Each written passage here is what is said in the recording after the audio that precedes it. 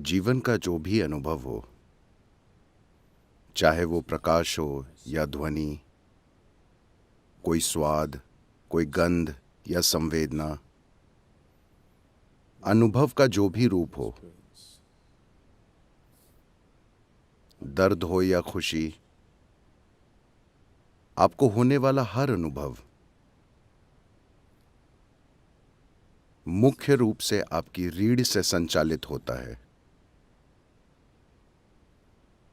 अगर रीढ़ हटा ली जाए या जो रीढ़ से गुजरता है वो किसी तरह अव्यवस्थित हो जाए तो कोई अनुभव नहीं होगा।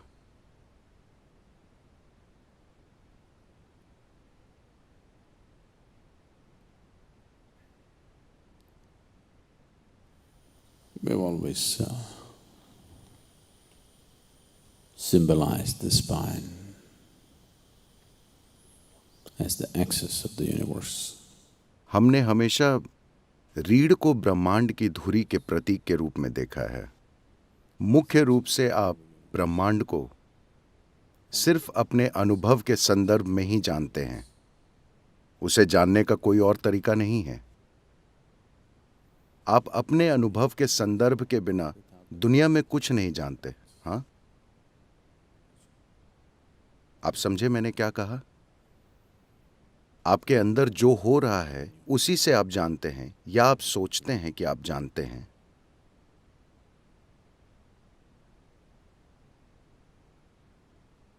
क्योंकि आप अस्तित्व को सिर्फ अपने अनुभव के संदर्भ में ही जानते हैं और आपके अनुभव का आधार वो है जो अभी आपकी रीढ़ से संचालित हो रहा है। तो रीढ़ को ब्रह्मांड की धुरी के रूप में देखा जाता है। आज हम जानते हैं कि पूरा सौर मंडल एक छोटी सी बूंद है इस ब्रह्मांड में। कल सुबह अगर ये पूरा सौर मंडल गायब हो जाए तो कोई बड़ा खालीपन नहीं होगा, बस एक छोटा सा खाली स्थान होगा। बाकी ब्रह्मांड उस पर ध्यान भी नहीं देगा। ये इतना महत्वहीन है। इसलिए योग में वे एक अलग आयाम तक गए और कहा, आपकी रीढ़ ब्रह्मांड की धुरी है। वे इसलिए नहीं कहते क्योंकि वे मानते हैं कि आप ब्रह्मांड के बीच में मौजूद हैं, बल्कि इसलिए क्योंकि आप सिर्फ अपने अनुभव के आधार पर ही ब्रह्मांड को जान सकते हैं और आपके अनुभव का आधार आपकी रीढ़ में है। अगर कोई इंसान वास्तव में चाहता है कि इस धरती पर अपने अनुभव की प्रकृति को 100% तय करे तो रीढ़ पर थोड़ी महारत हासिल करना जरूरी हो जाता है। जो इंसान अपने अनुभव की प्रकृति हर हाल में तय करता है वही अपने जीवन की पूरी क्षमता खोजने का साहस करेगा, क्योंकि वो किसी भी चीज में कदम रखने से नहीं हिचकिचाएगा। अगर आपका अनुभव आपको छोड़कर किसी और चीज से तय होता है तो स्वाभाविक है कि आप कुछ चीजों से बचने की कोशिश करेंगे और कुछ के पीछे जाएंगे। Whatever you consider जिन भी चीजों को आप अच्छे अनुभव को प्रेरित करने वाली मानते हैं, आप उनके पीछे जाएंगे। जो भी चीजें आपके अनुसार बुरा अनुभव उत्पन्न करेंगी, आप उनसे दूर जाएंगे। जब आपकी चेतना में यह विभाजन हो जाता है कि आप अस्तित्व को 2 भागों में बांट देते हैं, तो परम मिलन को जानना अनावश्यक रूप से मुश्किल हो जाता है। खुशी, प्रेम, आनंद पर इतना जोर इसलिए दिया जाता है ताकि आपका अनुभव किसी और चीज से तय न हो। अगर आप यहां बैठकर ये सोच लें कि ये पेड़ आप में अच्छा अनुभव पैदा करता है और वो पेड़ आपके अंदर बुरा अनुभव पैदा करता है, तो स्वाभाविक रूप से आप कभी वहां नहीं जाएंगे, आप बस यहीं घूमते रहेंगे। अभी यही हो रहा है, जीवन के हर पहलू के साथ यही हो रहा है। तो जब आप दुनिया को बांट देते हैं, लोग आपको मूर्खतापूर्ण चीजें बता रहे हैं कि आपको अपने दुश्मनों से प्यार करना चाहिए। मुझे नहीं समझ आता कि जीवन को इतना कठिन क्यों बनाया जाए। पहले किसी को दुश्मन बनाओ और फिर उसे प्यार करने की कोशिश करो। यह बहुत मुश्किल है। क्या यह बहुत मुश्किल नहीं है? अगर आप उसे दुश्मन न बनाएं तो यह आसान होगा। उसे दुश्मन बनाओ और फिर उसे प्यार करने की कोशिश करो। यह एक असंभव शर्त है, नहीं? वे हमेशा आपके लिए असंभव चीजें तय करना चाहते हैं ताकि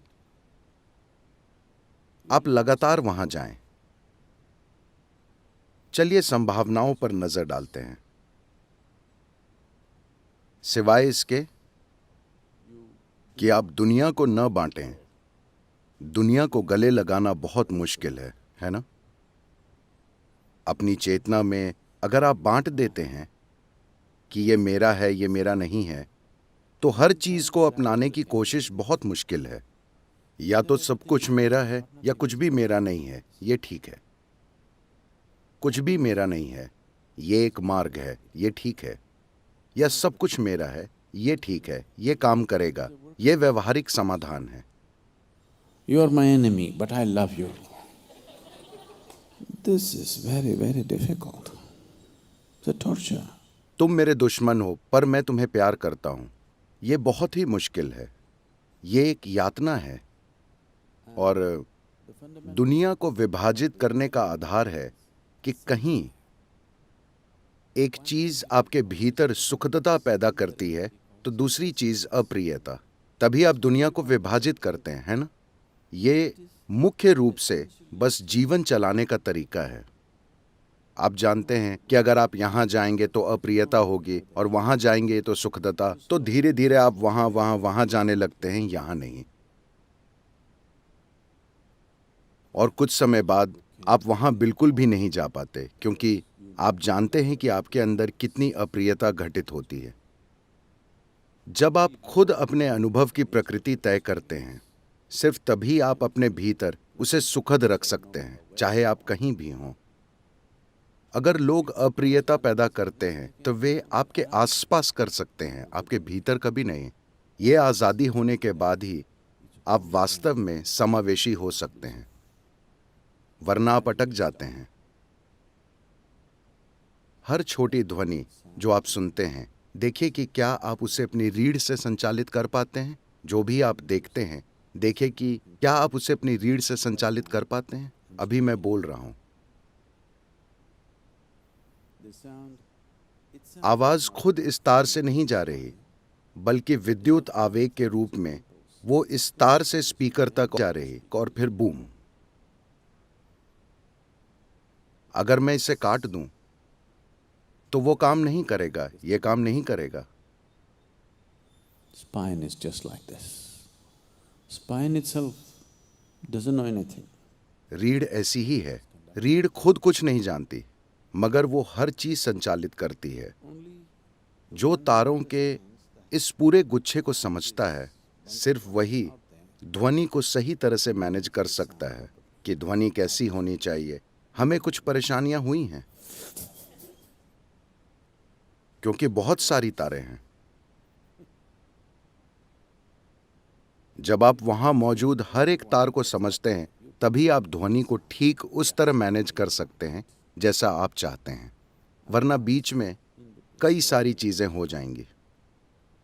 यही चीज इसके साथ है।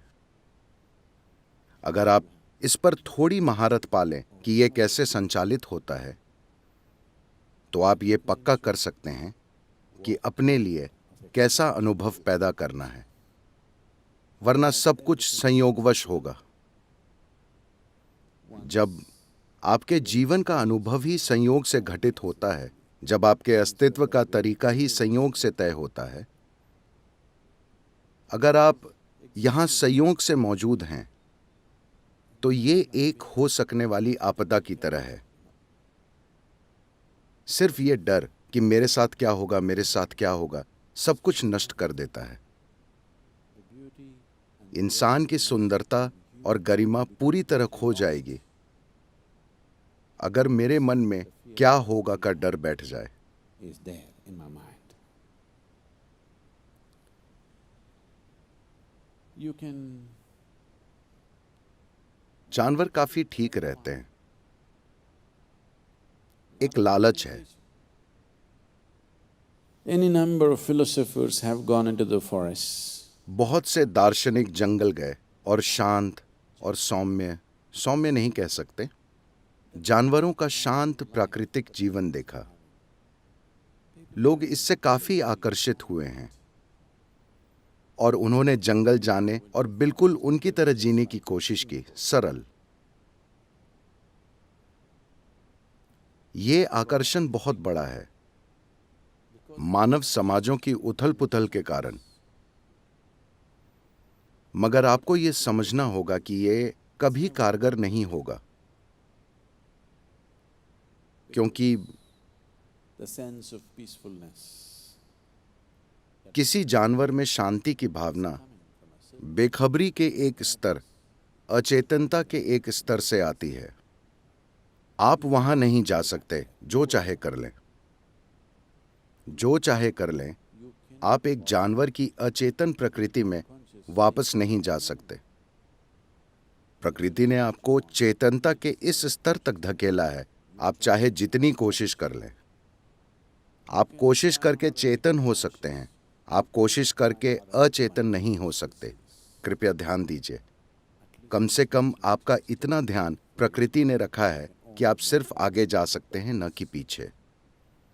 दार्शनिकों और बाकी अलग अलग तरह के लोगों ने इस आशा से जानवरों की तरह सरल जीवन जीने की कोशिश की कि जीवन ठीक हो जाएगा, मगर यह कारगर नहीं हुआ।